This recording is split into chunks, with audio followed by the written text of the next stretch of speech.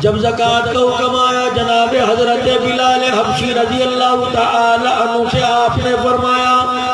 اے بلال یہ پردے میں جو مستورات بیٹھی ہیں مائیوں بیٹھی ہیں جا ان کے پاس جا اور جا کے کہا وَأَقِیمُوا الصَّلَاةَ وَآتُوا الزَّکَاةَ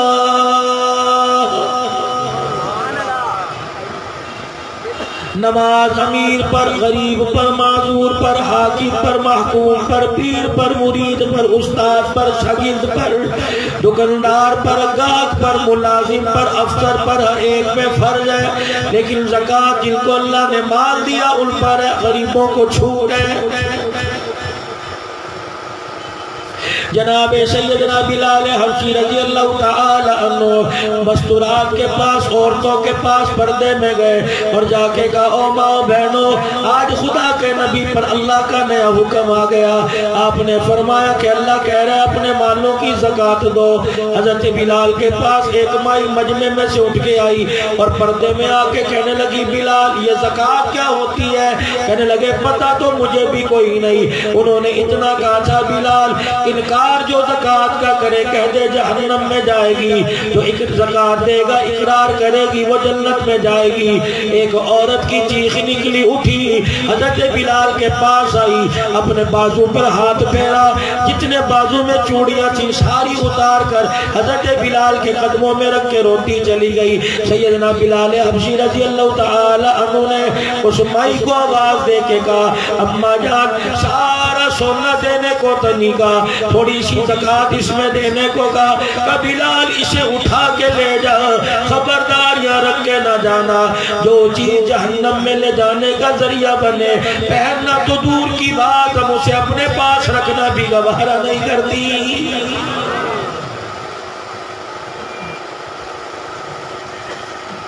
یہ ہے حکم پر لبیک کہہ دینا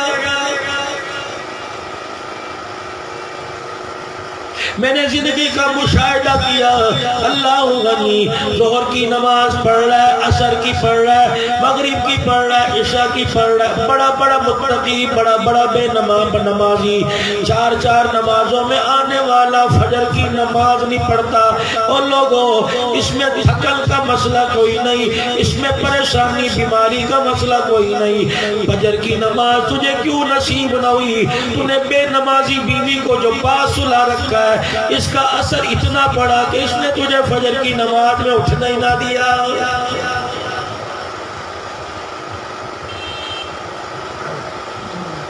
تمہارے پاڑے میں تمہارے محلے میں ایک بے نمازی گھر ہو ایک بے نمازی گھر میں ایک بے نمازی ہو فرمایا اس کی بے نمازی کی نحوست پورے پاڑے کے 40 گھروں میں جاتی ہے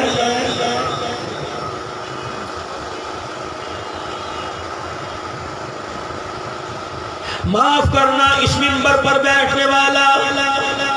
ہر پارٹی کا نمائندہ ہر جماعت کا نمائندہ کہہ رہا ہے یہ میری پارٹی میں آ جائے منبر پر بیٹھنے والا کہتا ہے یہ میرا مرید بن جائے مسجد کے لاؤڈ سپیکر سے آواز لگا رہا ہے یہ میرا مسلک کا آدمی بن جائے دیوبندی کہہ رہا ہے دیوبندی بن جائے بریلوی کہہ رہا ہے بریلوی بن جائے اہل حدیث کہہ رہا ہے اہل حدیث بن جائے اور خدا کے بندوں پہلے اسے خدا کے گھر میں تو لے کے آؤ پہلے اسے اللہ کا بندہ تو بناؤ دیوبندی بریلوی بعد میں بنا لینا تم دیوبندی بنانے کے جھگڑے میں لگ گئے وہ تو خدا کا بندہ بننے کو تیار نہیں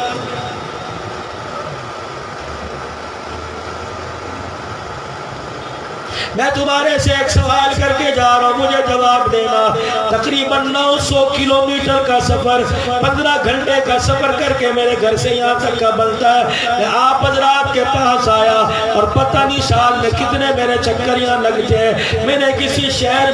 میں نے کسی گاؤں میں نے خیر پور سکر نواب شاہ میں نے بھریا میں نے نوشہر و فیروز سکرنڈ میں اور پنجاب کے علاقے میں بڑے بڑے اللہ والے آرام فرما رہے ہیں میں نے کسی شہر کے بازار میں کسی محلے میں کسی گلی گلی میں کسی دکان پہ یہ نہیں پڑا بریلوی جنرل اسٹور، دیوبندی کپڑا کلات ہاؤس، اہل حدیث آٹو ورک شاپ، جب بھی پڑا تو مسجدوں کے دروازے پہ پڑا. اور دیوبندی بعد میں بنا، مسجد دیوبندیوں کی بعد میں بنی، بریلوی پہلے بنا، مسجد بعد میں بنی، اہل حدیث پہلے بنا، مسجد بعد میں بنی. اور جتنی غیرت والو تم اپنی دکانوں پہ کیوں نہیں لکھواتے، تم اپنی میلوں میں کیوں نہیں لکھواتے، تم اپنے مربوں پہ کیوں نہیں لکھواتے، تم اپنی زمینوں پہ کیوں نہیں لکھواتے، تم اپنے مکانوں کے دروازوں پہ کیوں نہیں لکھواتے؟ پتہ ہے اگر مسلک کا نام اپنے دکان پہ لیا تو ہمارے کاروبار کا بیڑا غرق ہو جائے گا. اگر مسلک کا نام دکان پر لینے سے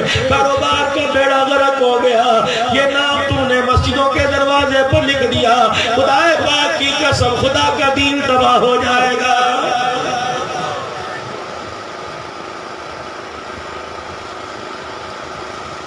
یہاں نبی کا امتی بننے کو تیار نہیں، ختم نبوت کی ترمیم اور بل کی ترمیم ہو رہی ہے. اللہ اکبر. یہاں نبی کا امتی بننے کو تیار نہیں. یہاں آمنہ کے لال کو، مکے کے در یتیم کو، صاحب با کمال کو، لجپال نبی کو، آخری نبی ماننے کو تیار کوئی نہیں. تو بریلوی دیوبندی کے جھگڑے میں لگا ہوا ہے.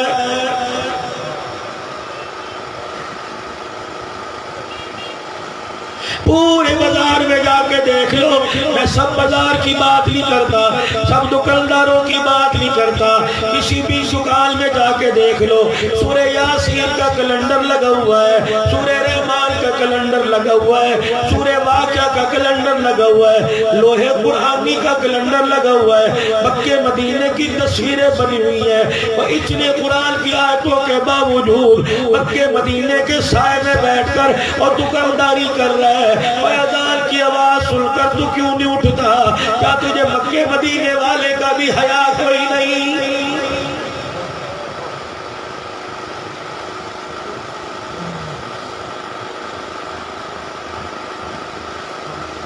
جب سے میں یہاں آیا اس وقت سے لے کر اب تک دسیوں نے کہہ دیا سائیں دعا کرو، سائیں دعا کرو، سائیں دعا کرو. دعا کیسے قبول ہوگی؟ دعا کروانے والے نے کبھی ایک مرتبہ بھی سجدہ کر کے نہیں دیکھا. بتا دعا کروا رہا سے آئے گی.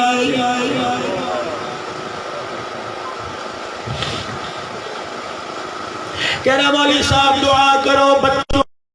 جائے، دعا کرو مولوی صاحب مجھے اپنا مکان مل جائے، دعا کرو مولوی صاحب میری بیماری ٹھیک ہو جائے، دعا کرو مولوی صاحب میرا قرضہ اتر جائے. اور میں نے کہا اے ظالم، تیرا چہرہ دیکھ کر، تیرے گھر کے حالات دیکھ کر، تیرے کاروبار دیکھ کر مجھے تو لگ رہا ہے بچوں کی دولت پہلے رہنے دے، پہلے اپنے ایمان کی دعا کر.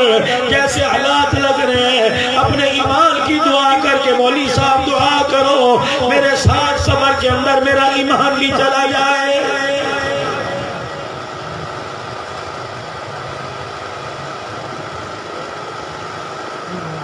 تم میرے سے زیادہ سمجھدار ہو. ہمیں تو کبھی کبھی جنازہ پڑھانے کا یا جنازہ پڑھنے کا موقع ملتا ہے، تم تو ہر دوسرے دن کسی کا جنازہ پڑھتے ہو. کلمہ شہادت کے نعرے لگانے والا،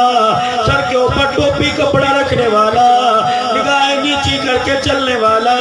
جنازے کو کنڈا دینے والا، جنازگاہ تک تو لے گیا. مسجد کے مولوی صاحب نے کہہ دیا صفے بناؤ، اور 500 آدمیوں میں 200 آدمیوں نے صفے بنائی. 300 دور جا کے کیوں کھڑے ہو گئے؟ کیا تم نے مرنا کوئی نہیں؟ کیا تمہارے مرنے کے بعد کیا تمہارے جنازے نہیں ہونے؟ تم آج کسی کا جنازہ نہیں پڑھتے،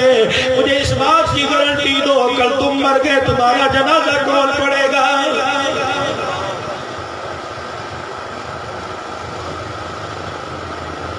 روزانہ میتوں میں جا جا کے، روزانہ گھسیوں میں جا جا کے، روزانہ دعائیں کر کر کے، تازتی پروگرام میں جا جا کے، اب بھی نہ بدلا. جنازہ دے کر، جنازے کی چرپائی دے کر، قبرستان میں بڑے بڑے گبرو جوانوں کی قبریں دیکھ کر، بڑے بڑے سرداروں کی، بڑے بڑے رئیسوں کی، بڑے بڑے مالداروں کی قبریں دیکھ کر اب بھی تجھے مرنا یاد نہ آیا تو مجھے ایمانداری سے بتا ٹی وی والے کمرے میں تجھے مرنا یاد کون کرائے گا؟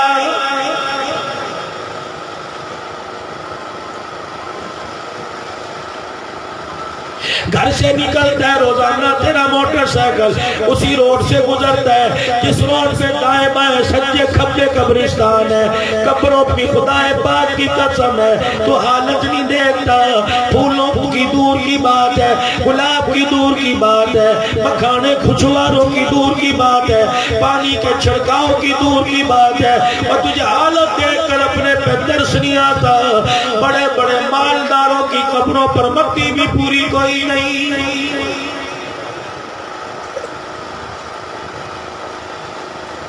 نہیں یقین آتا جلسہ ختم ہونے کے بعد، نہیں یقین آتا اس پروگرام سے اٹھنے کے بعد سیدھا قبرستان چلے جانا کہ مولوی پنجاب سے آیا تھا کیا کہہ کے چلا گیا، کیا قبروں پہ جا کے دیکھ لے، کئی قبروں پر تو گلخانی والی چادریں پڑی ہیں، کئیوں پر تو گلاب کے پھولوں کی پتیاں پڑی ہیں، اور کئی قبروں پر میرے عزیزوں مٹی بھی پوری کوئی نہیں، بڑے بڑے گڑے پڑے ہیں۔ اے اللہ والو ماں کھڑا کر ایک دو مرتبہ قل ہو اللہ پڑھ لیا کرو، سمجھ جایا کرو جب سے اسے چھوڑ کے گئے اس کے جانے کے بعد آج تک کسی نے اسی قبر پہ پھیرا ہی نہیں